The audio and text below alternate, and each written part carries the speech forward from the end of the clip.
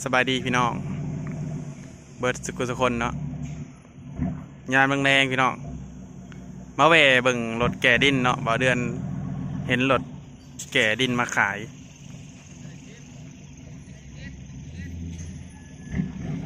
สิมาถามเพิ่นเนาะว่ารถเท่าไหร่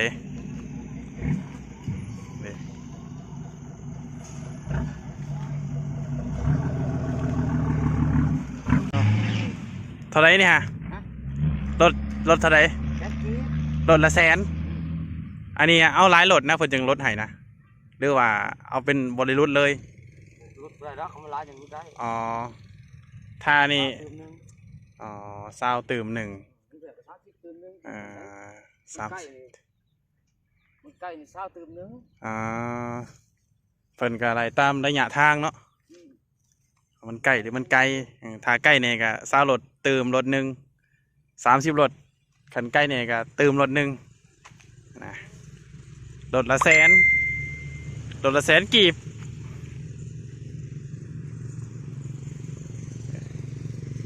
ทั้งบันเนื้อสุดเนี่ยนี่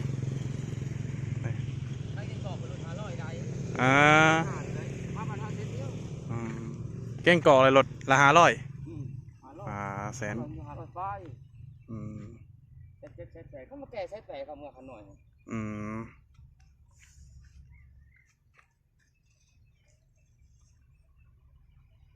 ไม่เลย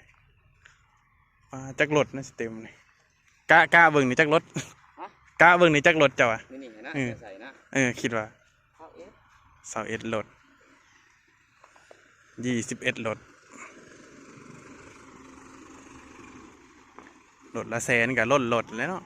หลายเติบมาเลย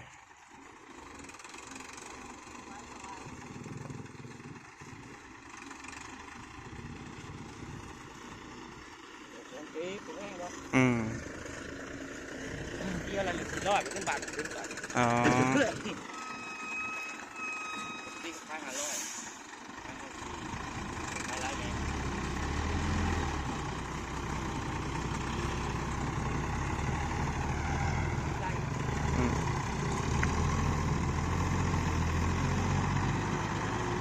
รถ10 ล้อจะลดนะ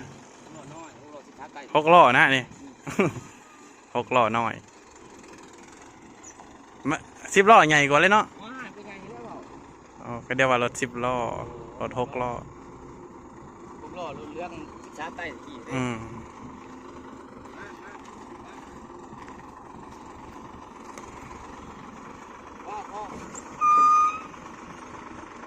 ยกระบาดเลย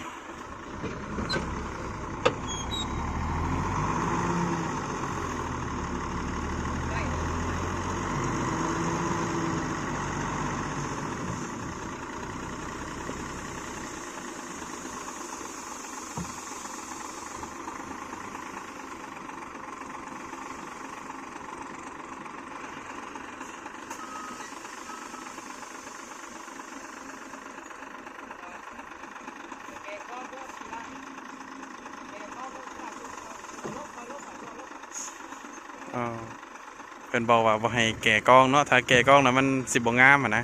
เฮ็ดเป็นกองไว้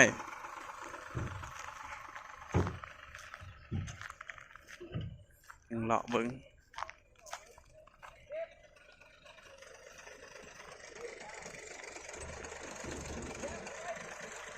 เป็นคูนขึ้นมาเนี่ยเป็นตะกี้เป็นไหนาเนี่ยนี่คูนขึ้นมากับสูงเติบได้นี่เบิดหลายรถอยู่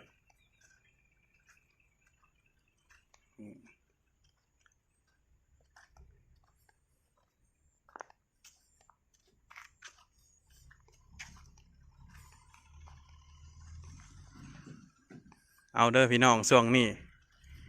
ราคาถือรถละแสนหลายเติบ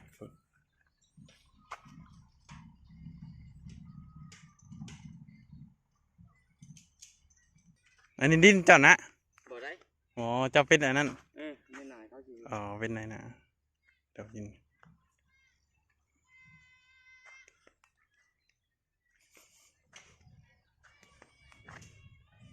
อันนี้จ้างกวาดเนี่ยกับจ้างเขาได้เนาะเอารถกอง20,000เอารถดุดมาดุด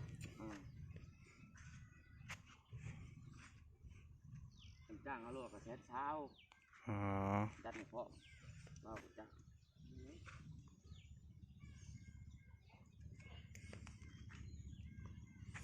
สิเป็นเฮือนเบิดแหละแถวนี้เนาะ ในห้องบอลเล่น อ๋อของไอเล มันเจ็บจ้อย กรุงเทพเหรอ ไปนะ อืม จ้อย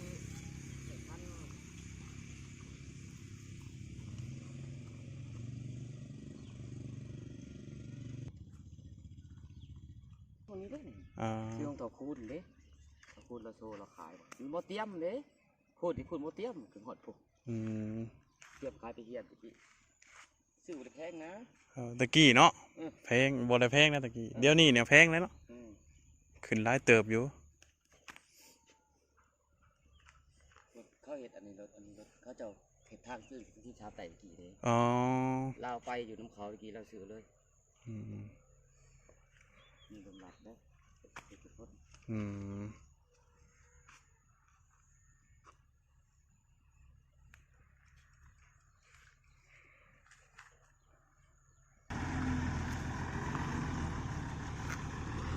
มาอีกแล้วพี่น้องรถเหลืองรถ6 ล้อ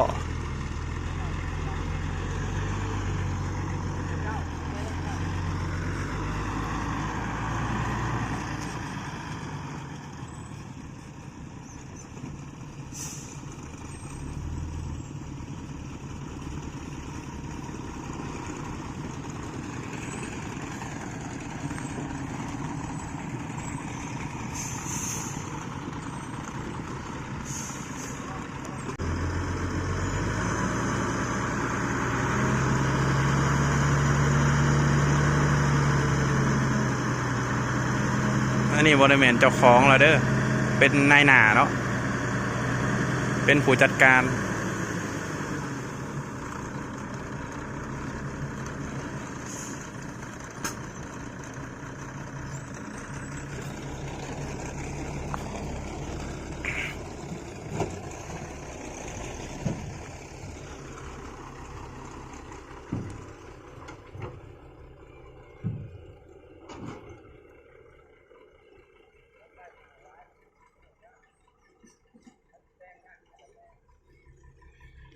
แล้วเบิ่งเจ้าของ